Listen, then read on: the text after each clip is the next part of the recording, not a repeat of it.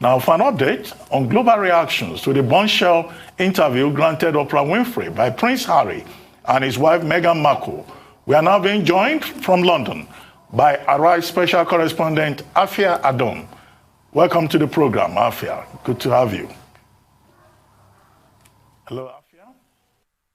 Thank you for having me. Well, very quickly, what is the mood in the United Kingdom? How are the papers reporting the Meghan Prince Harry interview with Oprah Winfrey and the fallout from Piers Morgan to the Queen's reaction? Well, it is day 3 now of this being headline news, and it doesn't look like it's got any way of waning at the moment. The headlines continue. So Buckingham Palace issued their statement last night. It was somewhat well received. I'll read the statement for you. The whole family is saddened to learn the full extent of how challenging the last few years have been for Harry and Meghan. The issues raised, particularly that of race, are concerning. While some recollections may vary, they are taken very seriously and will be addressed by the family privately. Harry, Meghan and Archie will always be much loved members of the royal family. So a short, terse statement there with a bit of a challenge. Now, if you remember this time last week, the palace had issued a statement about bullying claims against Meghan Markle. Now, that statement was much longer with much more harsh language and went into much more detail. A week on, they have issued this statement, much shorter.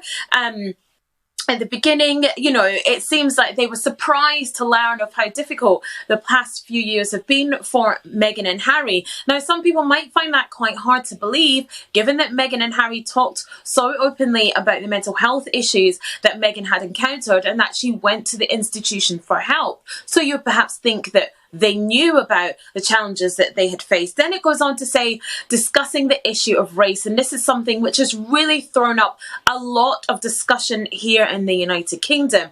I think the bit that many people have a problem with is that the line that some recollections may vary. Now, that's a challenge to what Harry and Meghan have said when they talked about a member of the institution saying that they had raised questions or concerns over the colour of Archie's skin. It seems to me that conversations have been had within the royal household. Perhaps the Queen and Prince Philip have spoken to the person who made that statement. Remember, we still do not know who that person is, and I doubt we will ever find out. Harry was quite adamant that he wasn't going to tell us who that was. Conversations clearly have been had with that person. That person maybe didn't realise what they were saying was offensive. Therefore, they had to put in that line, some recollections may vary. And in the end, Harry and Meghan will always be a much-loved member of our family. I think it's great that they have put that there. In the end, it's kind of an olive branch to Harry, Meghan and Archie that they will always be part of the family. So, you talked there about Piers Morgan, who quit Good Morning Britain yesterday. Now, on Monday, he was on air saying that he didn't believe a word of what Meghan had said, and that was about her mental health claims and about the claims of race and basically everything that she said in the interview. A lot of people found that reprehensible. 41,000 complaints to Ofcom, who are the body here that govern broadcasting here in the United Kingdom. 41,000 complaints to them and rising, petitions calling for him to be pulled off air. Yesterday, another tense exchange with a co-presenter, Alex Beresford, who called him out on the things that he had said. He walked off set. He did come back on, but it seems that after the show was over, it was just too much for Piers Morgan to come back from. Now, it said, the statement that came out said that he left by mutual agreement. Did he jump before he was pushed? I think only Piers Morgan and the staff at ITV where he worked really know the answer to that question. Well, I'm sure he'll land on his feet somewhere else, and I'm sure he'll let us all know. The whole world will be watching to see what happens there.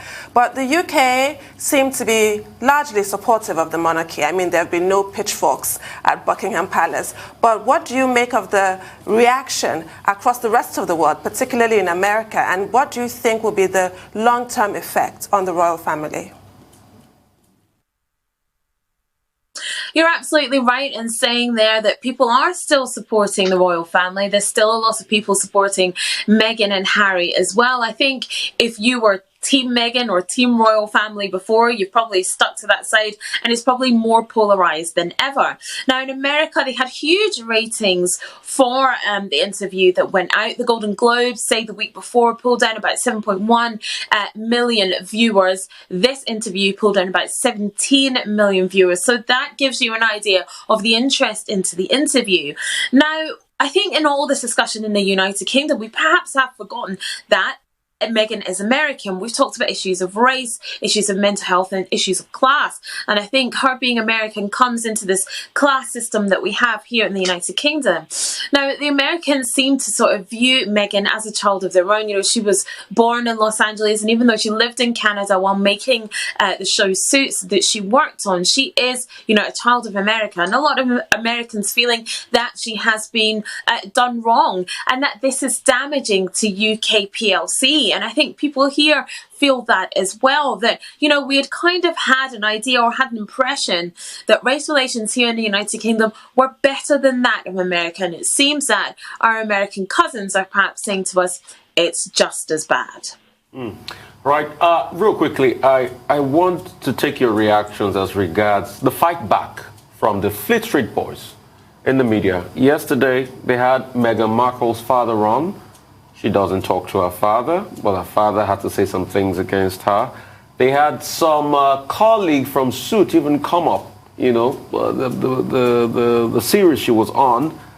They had Meghan Kelly even come on TV too, all to speak against Meghan. What's your take on those reactions? Well, the fight back against Meghan Markle is going to be huge because she's a very polarising figure. It was quite interesting that they wheeled out Thomas Markle yet again to speak about his daughter, and it was quite interesting what he was saying, that he didn't want to give interviews but gave interviews because people were asking him to give interviews even though he didn't want to give them. It kind of didn't really seem to make sense. And yes, a few people have come out and said, you know, we don't believe what Meghan says, saying that she is this brilliant actress and she's just playing her latest role. Like I said, she is quite a polarizing figure simply because she married into the royal family. Had she continued working in Suits and perhaps going on to other TV series, we probably wouldn't hear so much about her. But it seems to be you either love her or you hate her, and there is no grey area here. It seems to be very, very polarized and very black and white. So yes, you are going to find those people wheeled out to speak against her and perhaps in support of the royal family. Well, thank you very much, AFUA ADOM, for those insights. Thank you very much indeed.